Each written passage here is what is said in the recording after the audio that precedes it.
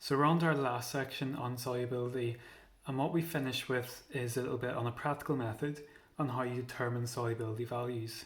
So obviously you spent quite a bit of time looking at interpreting solubility values, using solubility curves, and doing wee calculations on that. Now what we turn our attention to is how would you actually make a solubility value or make a solubility curve. So it's a practical method. Obviously it could be asked in a few ways. They could ask you to just write down the method for 6 marks. They could ask you to explain some of the steps. They could ask you to interpret some of the data given at the end of the experiment. So just a general appreciation will help you in the exam with this. So we're going to just give a wee explanation at first, because determining solubility is one of those things on paper or maybe in your head it probably seems quite simple. To do it actually properly and accurately is a wee bit more tricky. What you might be imagining in your head, how you calculate a solubility value to work out how much something dissolves in 100 grams of water. In your head, simple to do that would be to get a beaker, get 100 grams of water, get a particular temperature because that's important for solubility, and just add spatulas of powder until no more dissolves, and that's your solubility value. That would kind of make sense. That's quite simple. Unfortunately, the problem with that is it's not very accurate to do that way.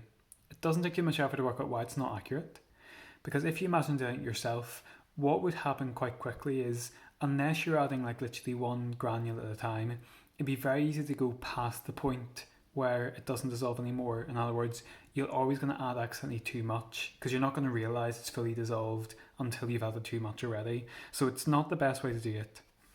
The easiest way to actually do it is like this. You normally do it in a boiling tube because it's normally done on quite a small scale to make it a bit quicker and easier. You will measure out a certain volume of water, normally about 10 centimeters cubed, just to make it small again. Remember, we can adjust it up to 100 after. And what we'll do is we'll add an amount of solid. The amount of solid we add doesn't actually matter that much, as long as we've measured how much we're adding and know the weight of it we're adding. So let's say I add 4 grams of this to 10 grams of water. What's going to happen most likely is it's not going to dissolve. I've probably added too much for that 10 centimeters cubed of water at the start, so it's going to sit at the bottom. What I'll do then is I'll heat it. So I'll heat it gently in a water bath until all the solid dissolves. So that'll give me the appreciation of the temperature I need to get to for that mass of solid to completely dissolve, which is a bit more of a straightforward way of working out the solubility for that particular amount of solid. Again, you might just think it's a case of just heating up until the solid disappears and dissolves. Again, that can run you into issues as well, because again, you're probably going to go past the point where it just dissolves. You're probably going to heat it a bit too much. So the bit that actually settle on, the method you actually use, you heat it up until it dissolves. The bit you actually measure for your table or for your result is you cool it down gradually. So just take it out of the water bath and let it gradually cool. Whenever you see the first crystal form, that will tell you that your solution is saturated, because it can just about no longer take any more solid.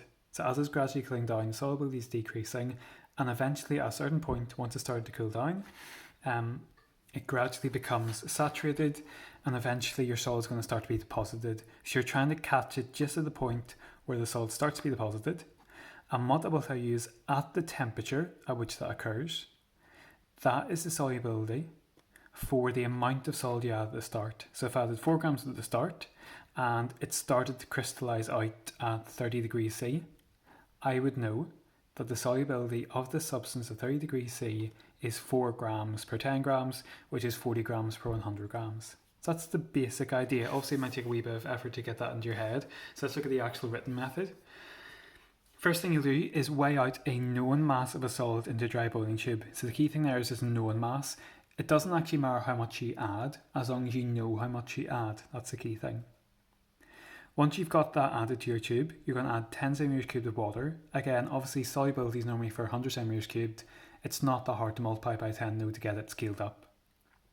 Place the thermometer into a boiling tube because you need to check the temperature. Then place the whole boiling tube into a water bath and heat it up, stirring it with the thermometer until the solid completely dissolves.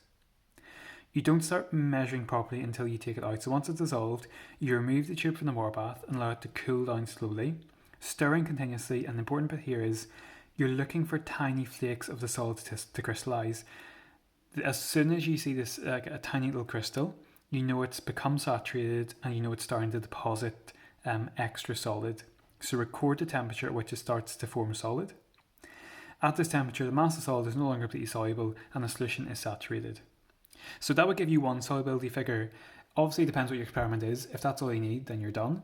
Though if you're looking to plot a solubility curve, which may be a bit more likely, you'll need it for different temperatures. So how you get for different temperatures is basically you're going to repeat the experiment with different masses at the start, because they'll become saturated at different temperatures. So it'll give you an idea of a range of values you can get a curve from. So let's look at an actual experiment. Again, that might make it a bit clearer in your head what's going on here. So this is how someone's done their experiment. Obviously the numbers are a wee bit rounded than probably would be in reality, just to make it a bit simpler to calculate. But this tells us about an experiment to calculate the solubility or solubility curve of potassium nitrate using the method described above. So here's what they did. They did 5 different experiments. For each experiment they added a different amount of the solid at the start. So they didn't know what the solubility was at the start, they just added an arbitrary amount. They did theirs in 25 grams of water, that's fine, so a bit more than what's your method.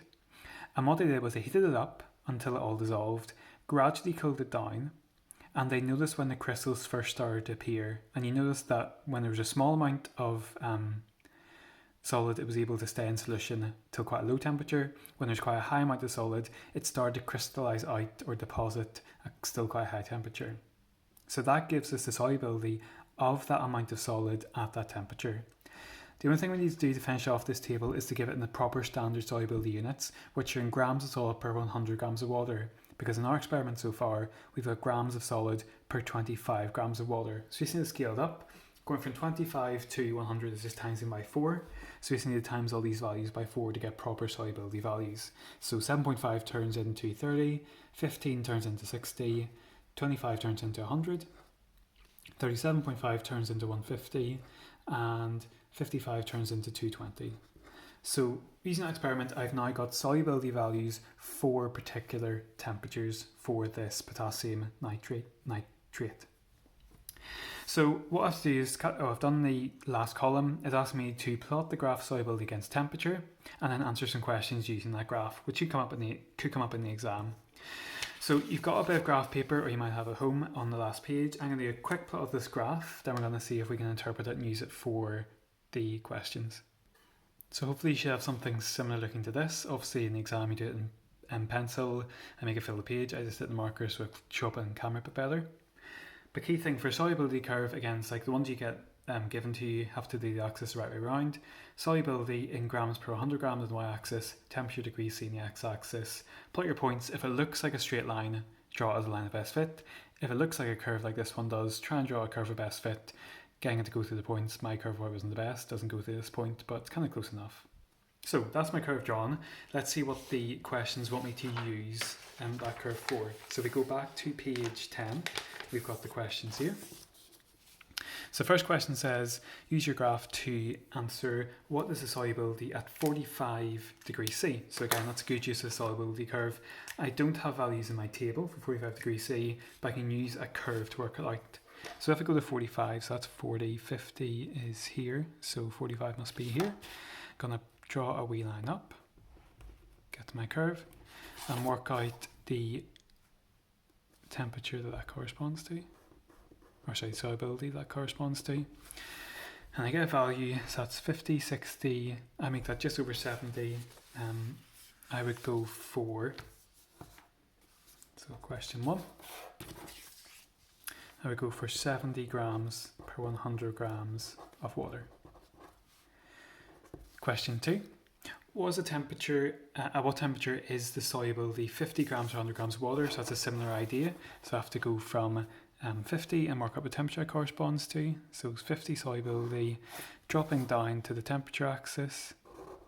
I reckon we're getting, so that's 30, 32, 30, 34 we'll go for.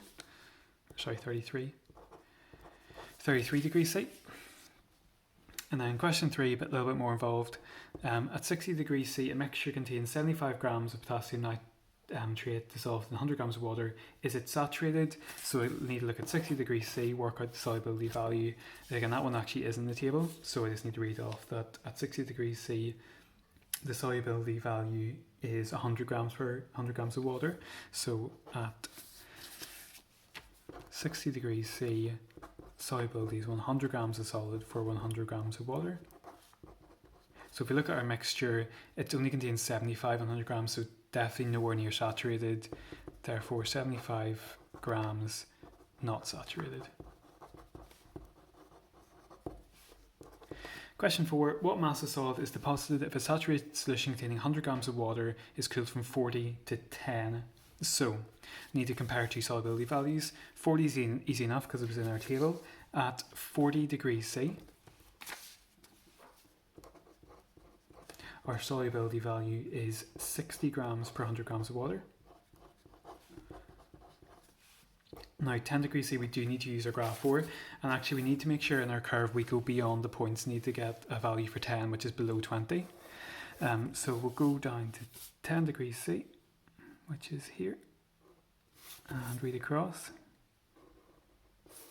And that gets me a value of 15 grams per 100 gram.